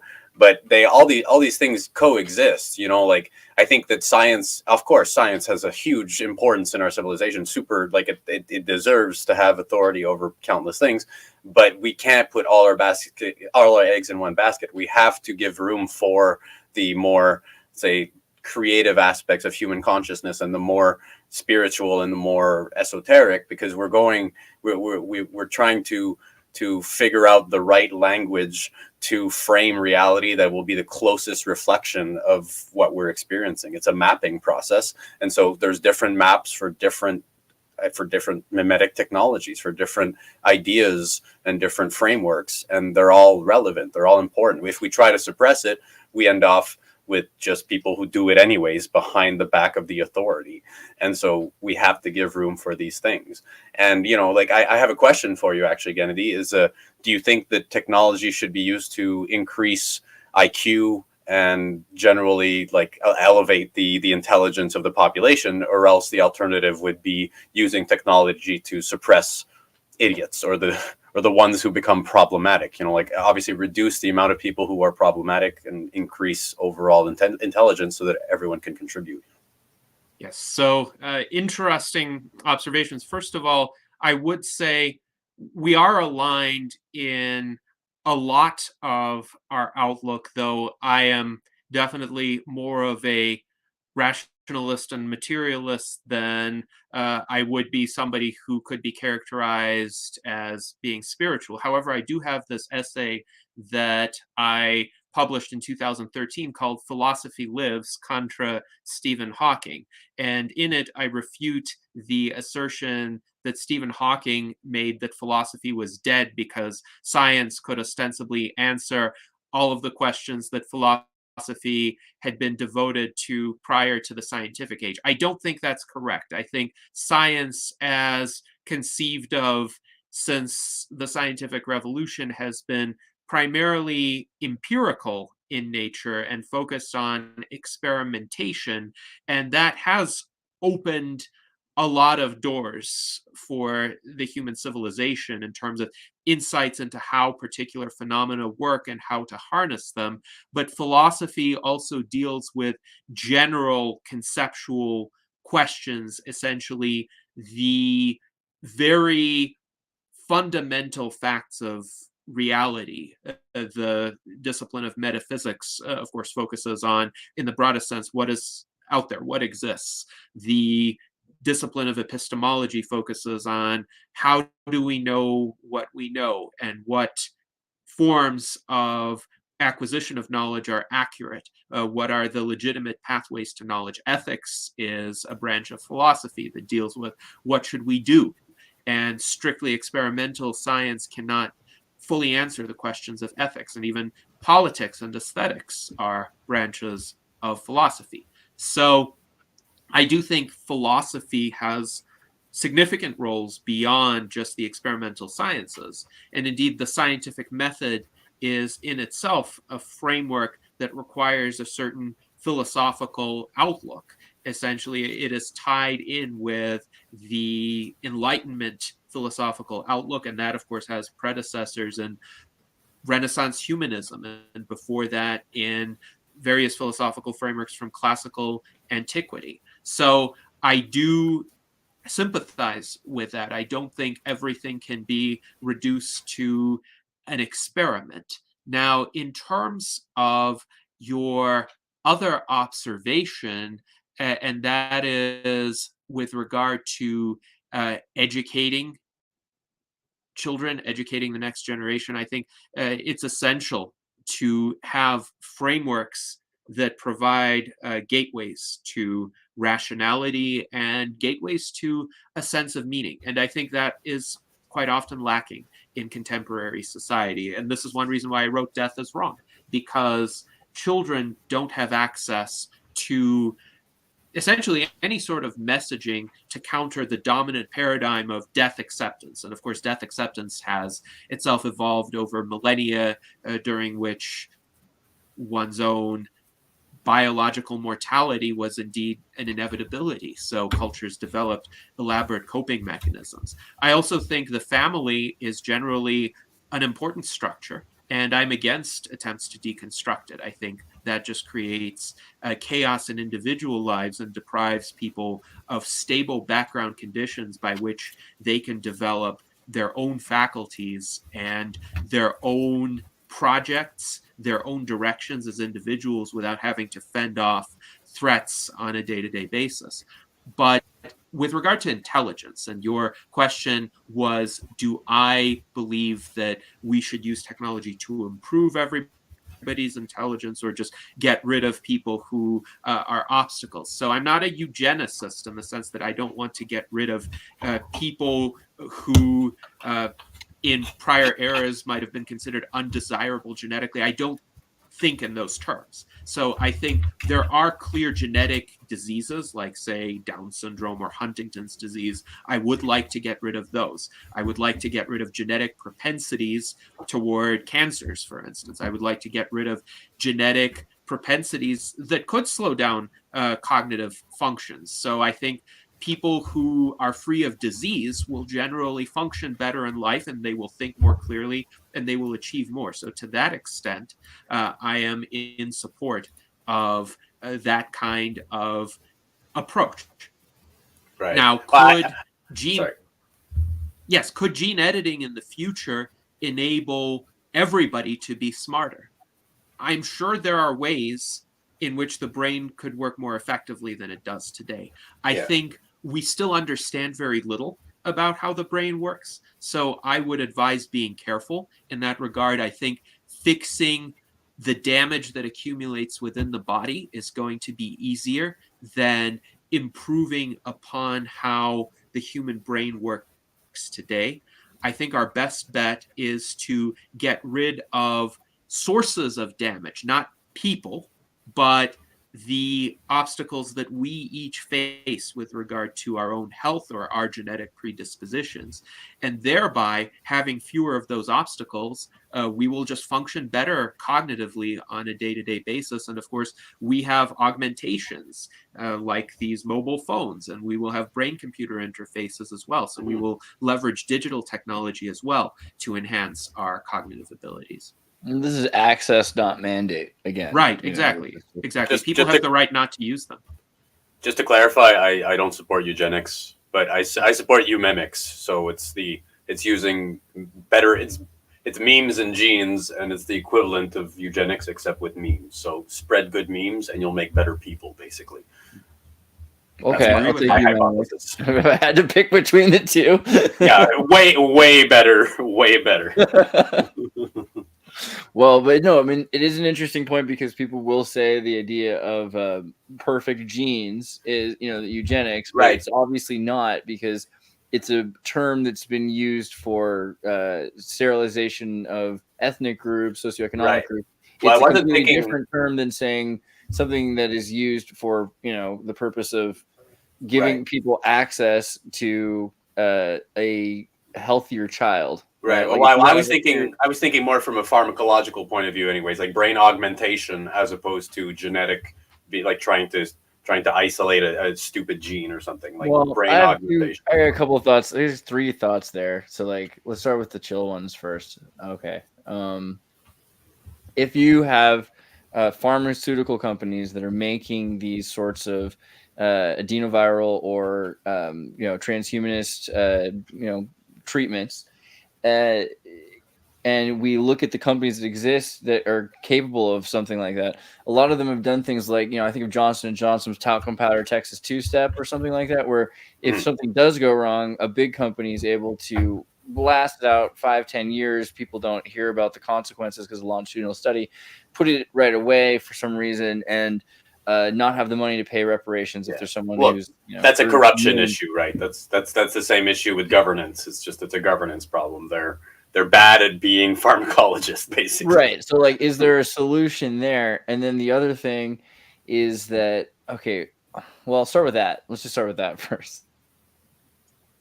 Yes. So I think, of course, it is a different question to ask.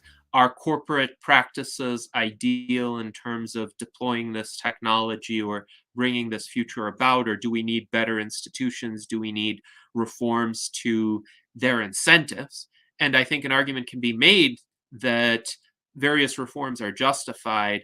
The most effective way to bring them about is through competition, is through essentially liberalizing some of the very stringent FDA requirements, which prevent a lot of entry into the fields, particularly of pharmaceuticals or emerging medical therapies, gene therapies, for example. And the more startup entrepreneurs you have, the more small businesses you have in this field, the faster the pace of innovation will be.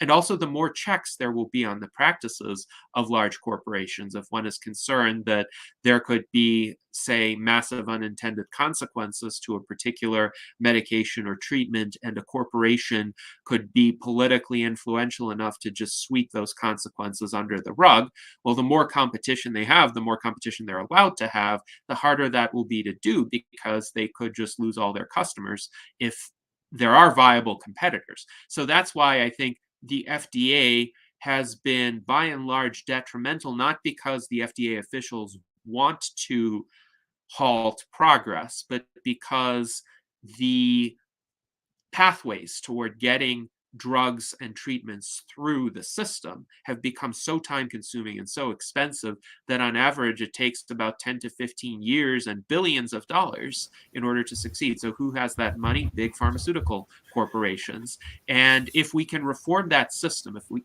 can make it easier to get those treatments out to the general public without passing all of these trials, perhaps there could still be some safety testing, but the efficacy testing could be done on the market instead of in these clinical trials, then I think we will have safer medical treatments and drugs as well.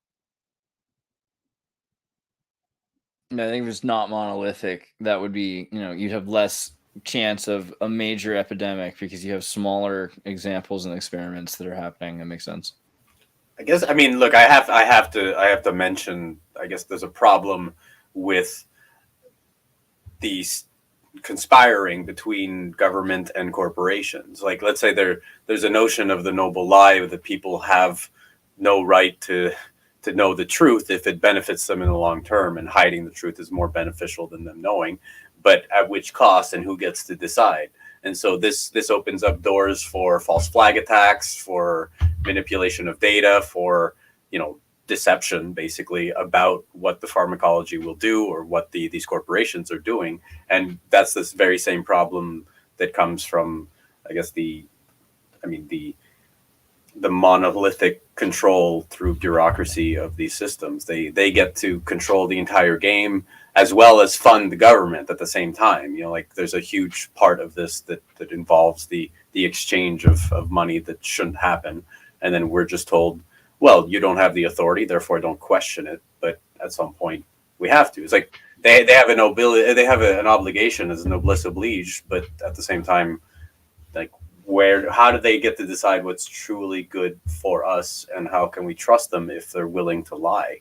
You know, find a better way to frame the truth, or, you know, you will suffer the consequences eventually. I kind of like the idea of not having to lie to them. That's a good scenario, because then they're just less likely to do it. But people aren't smart enough to actually handle the truth. Like, some people, you can barely even talk to them, and all that they do is ideologically filter everything. But if the FDA wasn't there to make them, you know, so the point is made that very few people can get through those doors, and the people that can get through those doors can do anything, including buy and corrupt weaponized bureaucracy, government. You know, if they can get through those doors, they probably can become immortal.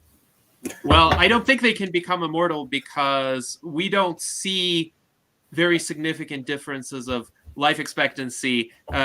Wealthier people do tend to live longer, but it's like, again, 5 to 15 years longer. Right, it's not 300 years longer. And I am completely opposed They don't look great. Yes.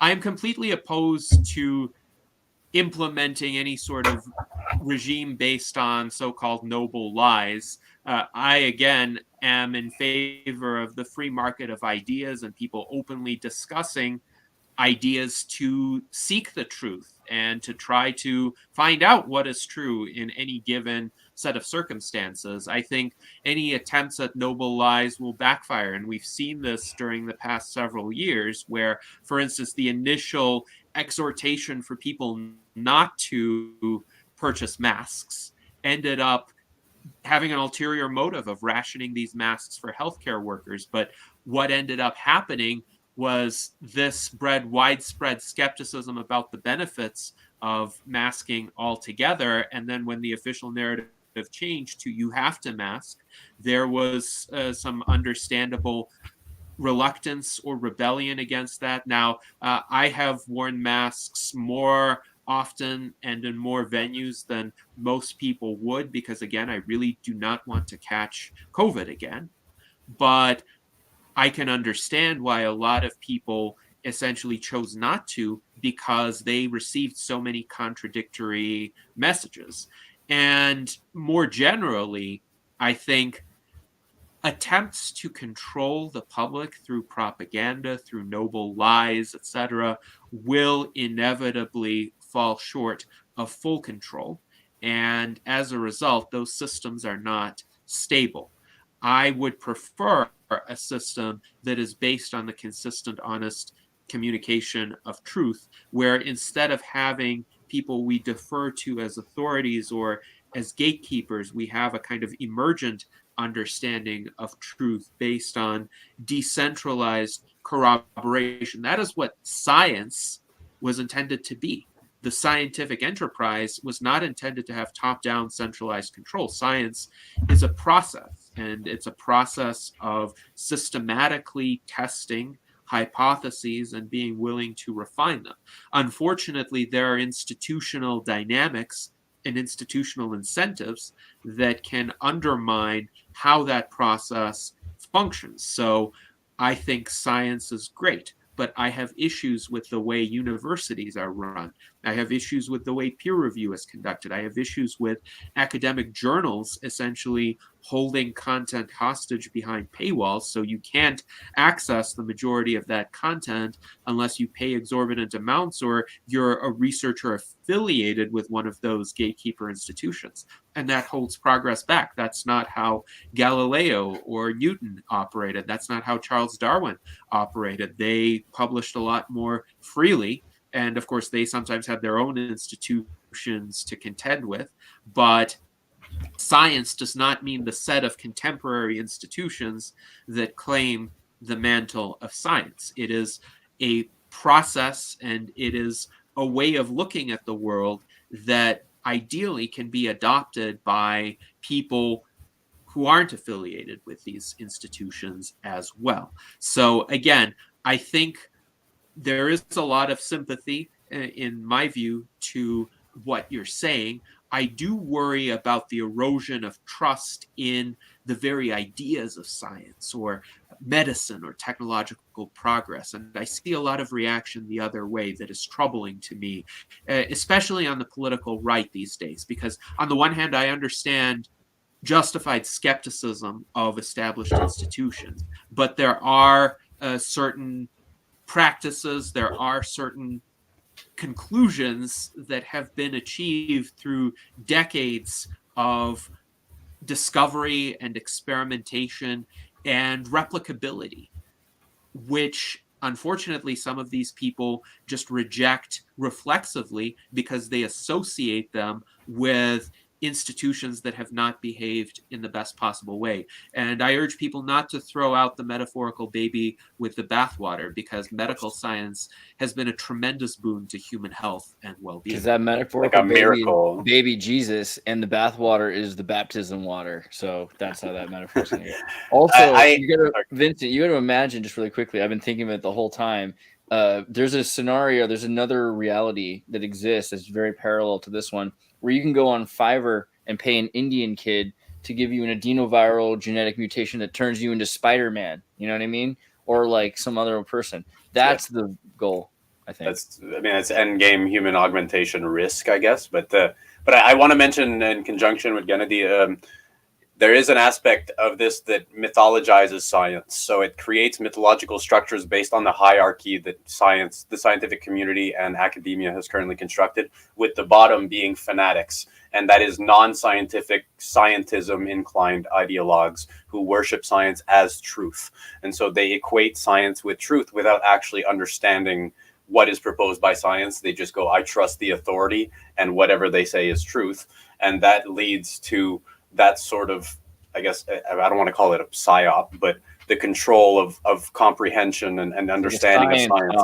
They feed off of misconceptions of science because they need people to support it without actually fully understanding it, in order to misuse it, in order to manipulate through science, Right. Well, the fanatical impulse hasn't gone anywhere, and it gets channeled in different directions. I do think that over the past few years, the people who just trust the science as a mantra did not really understand the scientific way of thinking. It's just one set of authorities supplanted what in another era would have been a different set of authorities. And this comes from essentially what kinds of ideas, what kinds of institutions are considered legitimate or authoritative within a particular paradigm. So, for instance, in the Middle Ages, religion had that kind of authority, and people who wanted to claim some sort of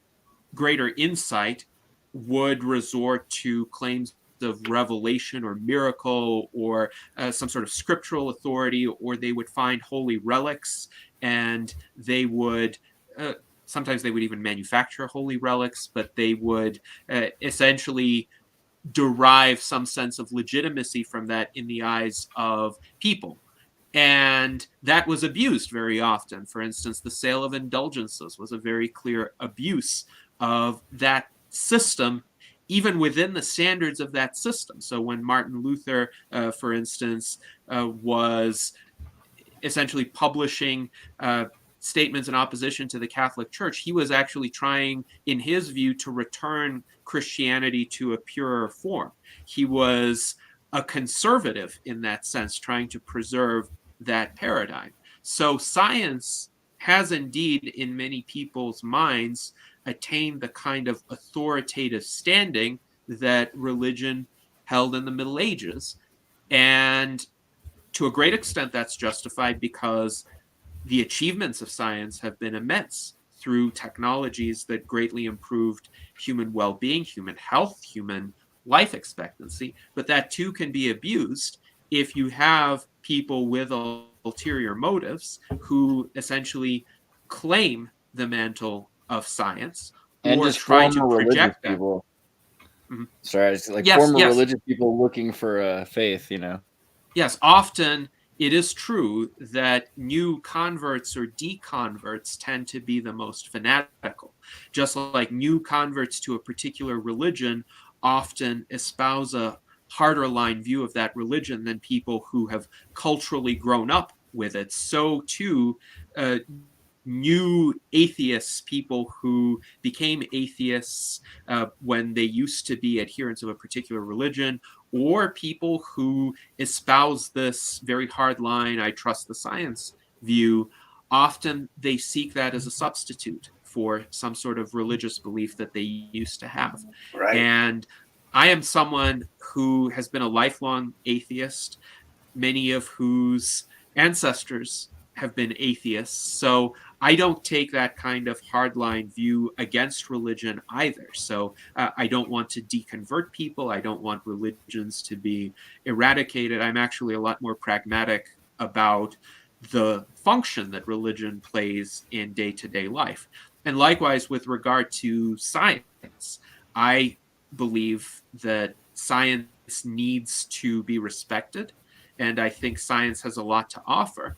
But just because somebody invokes the word science does not mean that a particular practice is scientific. There are many pseudoscientific disciplines as well, and many pseudoscientific hypotheses that have emerged over the centuries where people try to essentially hijack the prestige of science to bolster their own agendas, to bolster their own claims. And we have to be careful about that.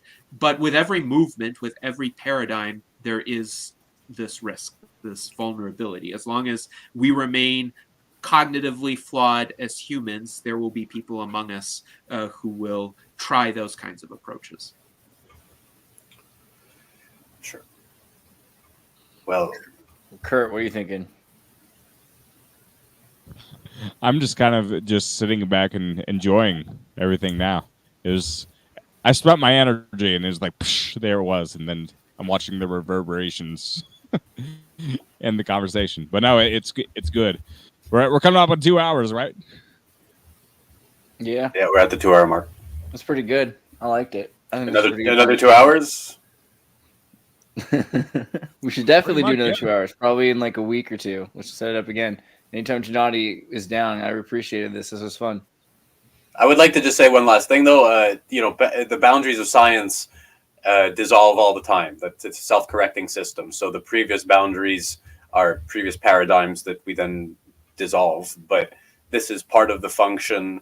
This is why I appreciate the function of psychedelics in this sort of expansion of consciousness. And even in science, there's plenty of scientists who have taken psychedelics just as well as artists. And they push the boundaries, and we need people to push the boundaries. We need people to constantly question science and question the models that are created, because there's some things that are absolutely certain, and that we know about, that we know, like gravity is undeniable, but the models we create about gravity are not objective, and people mistaken the model for reality itself, and we need to be able to tell that distinction. That's it. We need to have freedom to question, certainly, and science does advance through continual refinement. So our understanding of the phenomena of physics, chemistry, and biology is going to change, is going to be improved, I hope. I have often expressed skepticism about contemporary cosmological models when people purport to forecast the fate of the universe billions of years hence. I remind them, well, we don't even have a base on the moon.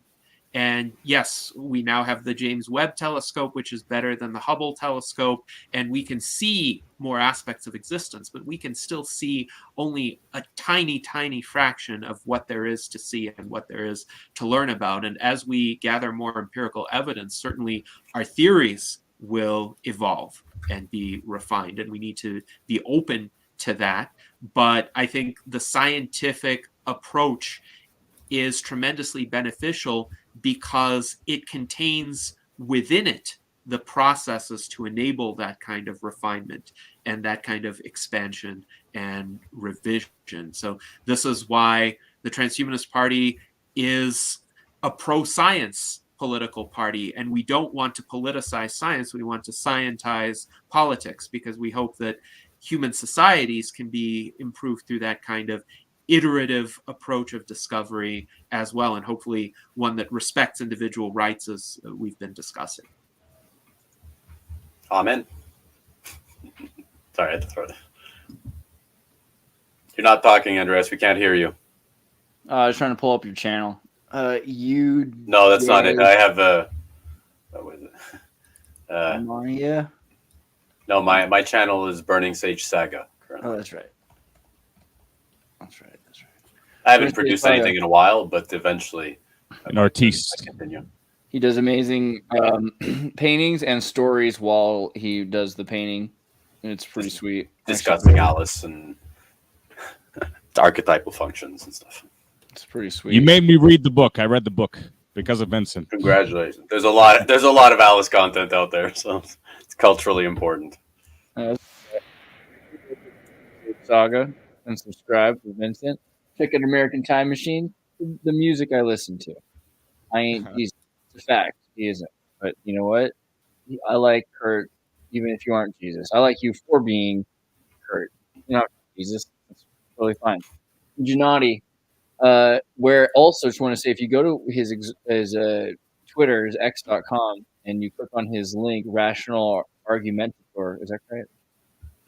Rational Argumentator. Yes, here it is. This is my online magazine. You can find a lot of my writings here, including some of my actuarial science fiction, but also my writings on transhumanism, my writings on politics, my musical compositions. Here's the Nevada Transhumanist Party Constitution. Here is our explanation of what the Western man is about, that the Rational Argumentator seeks to represent and champion. So I'm trying to essentially create this archive of relevant content and thinking about how we can both preserve the achievements of Western civilization and take it further, including through the defeat of death, hopefully within our lifetimes.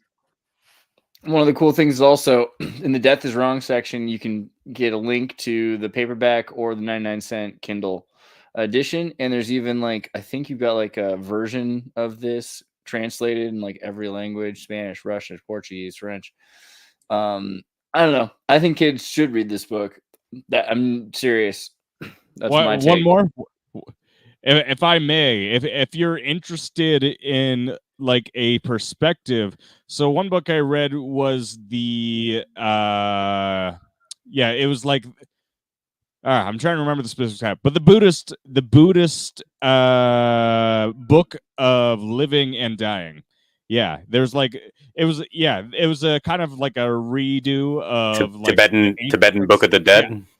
Yeah, it was like a revision to that, or like one of the lamas wrote that, and so like when he wrote that, there's a lot of interesting perspectives there. So if you get into that, basically one of the things that I'll try to summarize is that when he described the deaths of certain other lamas or Buddhist monks, he said that basically to them, like their whole lives were basically a preparation for death. And for them, it was like death was the culmination and the most pleasurable experience that they could actually have. Not necessarily because their whole life was suffering, but it was like, and they also go into kind of like some mystical stuff, like he describes the rainbow body, where essentially someone will die, but because of like meditation, their body will literally like just decay into like rainbow light over the next 10 days. I'm not saying that's like real. I'm saying to see his perspective on that and to get that idea of how they see death, because for them, obviously death isn't the end. It's like if you want to say you get just like cast off into collective consciousness and that's how you keep living, whatever, you can say it that way. Yeah, but Kurt, what if I told you, what if you were like a kid and you were like, what happens when you die? I'm like, you get to go to Candyland and it's gonna be great. And then you're like, I want to die now. And I'm like, no, not yet. No, it's like I think their philosophy is everything needs to be mediated to a point. So it's not like you can't just like kill yourself and get that experience. It's like you're taking a holistic approach to like everything, to not just your desires, but what your body is also an ecosystem and is full of life that's also trying to like have some sort of actuality, not necessarily conscious in the same way, but you have cells and those cells are trying to serve a function. And like if you kill yourself, you're also like killing off other life forms as you do it. So it's like there are inherent contradictions to just trying to accelerate the death process. But really, it's like all right, like it's hard for me to describe, and I'm sure he does it way better. So I just think it's an alternative perspective, because I think sometimes it's not that I'm not specifically opposed, I would say, to transhumanism. I just think sometimes there are a lot of perspectives out there, and sometimes considering another one can just be like, well, yeah. I think sometimes consideration is the best gift, because then it's I like, hear oh, you wow. on the, like, you know, you think about, we're made, again, the whole, where matter is made out of energy. When nothing's created or destroyed, like your atoms are becoming the next thing that's living, and that energy continues on. But you're missing a lot of the self in that. You know what I mean? Yes, exactly. So yes, your atoms do persist, but not the arrangement of the atoms that made you you. There is another book that I would recommend by Ingemar Patrick Linden, who is a philosopher. It is entitled The Case Against Death. And he actually points out in that book that there's a Socratic dialogue that Plato authored where Socrates, the character of Socrates, essentially tries to reach this conclusion that the philosopher is the man who is closest to death, because he lives essentially in disregard of the material attainments of life.